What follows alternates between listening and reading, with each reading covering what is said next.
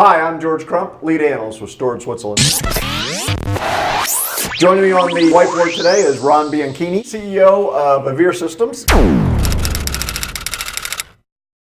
Last time we had you in the studio, we were talking about some of the roadblocks to the cloud, and I know a big issue was like latency and things like that. And since that time, you guys have actually released a product that addresses some of these problems. Why don't you walk us through what it does?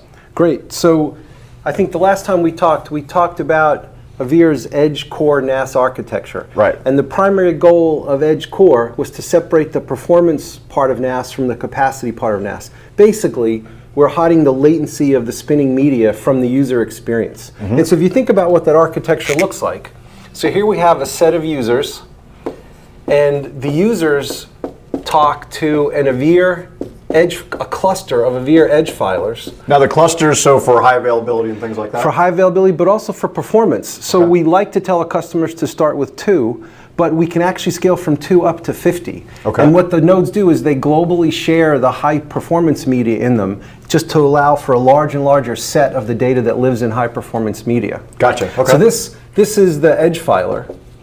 And then what we do is we sit that in front of a core filer. And the core filer is where you have the very high density, low cost media.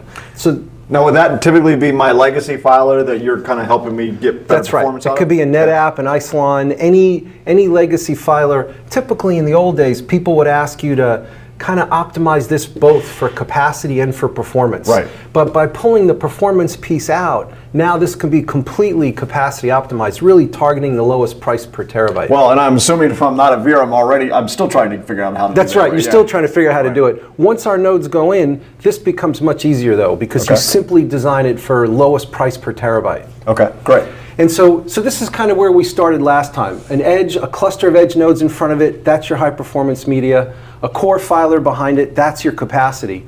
Well, one of the use cases we found is we did such a good job of hiding the latency to media that we can also put a very high latent link between here. So you can think of like a WAN latency even between where your users and your edge filer are from where your repository is. Once we did that, and this is probably about 1/3 of our customers right now that run that way, they actually can centralize all their capacity and they have edge filers out where all the users are. Okay. But once you realize that that's available, what we figured out is this is an incredible gateway to the public cloud. Right. So if you think our base architecture, here we talk NFS and CIFS, and to the back we talk NFS. So what we did with our 4.0 release is we now allow you to talk to a large object store. And so now we support object-based protocols. So imagine the S3 protocol. Okay. And the beauty of this now is you have all the performance that the edge filer brings you. So scalability, high availability, and all that performance. And now the repository behind you could either be traditional NFS-based core filer, or now it can be an object store, an S3-based object store. Okay. Now, as I recall, a lot of the reason this all works so well is that you guys are turning around the operation here. You're not, so nothing really has to go back across the wire as long as you've got it in the cache, right? That's exactly right. So it's interesting, for writes, we post writes. Our offload for writes is actually infinite. What that means is we accept a write, we make sure 2 of our nodes have it, and then we immediately acknowledge it, and then we asynchronously write it back. Okay. So the user on writes never sees the latency here. But reads, it's all about growing the fast media in the front. It's about doing read caching. Okay. So if you've got, like our largest node is 9 terabytes. If you have 2 of them, you have 18 terabytes where you can store what we believe are going to be future reads. And that means that all those reads will come out of here. And a typical offload for us, like when we run SpecFS, a typical offload for us is like 50 to 1. So what that means is for 50 transactions coming in from the users, 49 times we turn them around locally. Only 1 do they see this link. Okay. And that's really how we hide the latency. Basically, the user sees this link to the core filer, or even the latency of the disk, only 2% of the time, 1 out of 50 times. Okay. And so basically that maintains the high performance enterprise NAS experience out front, yet your repository can be in local high density disk or remote high density, and this could be NFS or object based. Okay. Now, if this is object-based, let's say it's Amazon, it's just standard Amazon Elastic Storage. It's not anything else special I have to do on the Amazon side. That's exactly right. We take our file system, we call our file system TFS for tiered file system. Okay. We take our TFS tiered file system and we embed it in objects on the back. So this is just vanilla S3. Okay. So that's the lowest cost that you can get right there. That's right. Now, can we take this a step further and go to Glacier as well? That's right. What we actually have, what I think is a very unique interface to Glacier. If you imagine you have a namespace that looks like just a set of directories.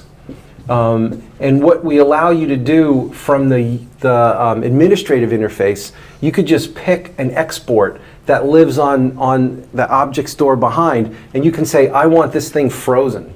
And what we'll do is we'll migrate that behind this to Glacier.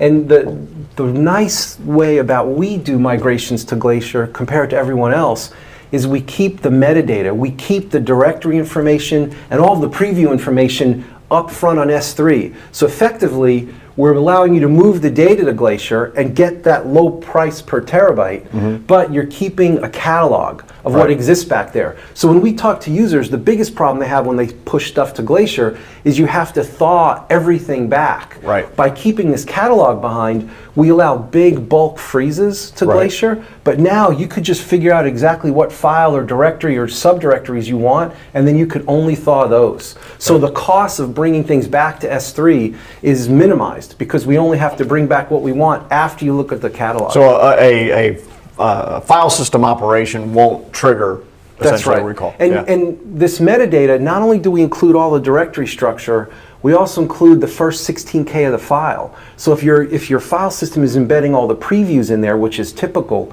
not only do you see all this directory structure, you actually see the previews. You know exactly what is back there, so you know exactly what you want to pull forward. Great. Well, Ron, thanks for joining us today. I'm George Crump, lead analyst with Storage Switzerland. Thank you for joining us.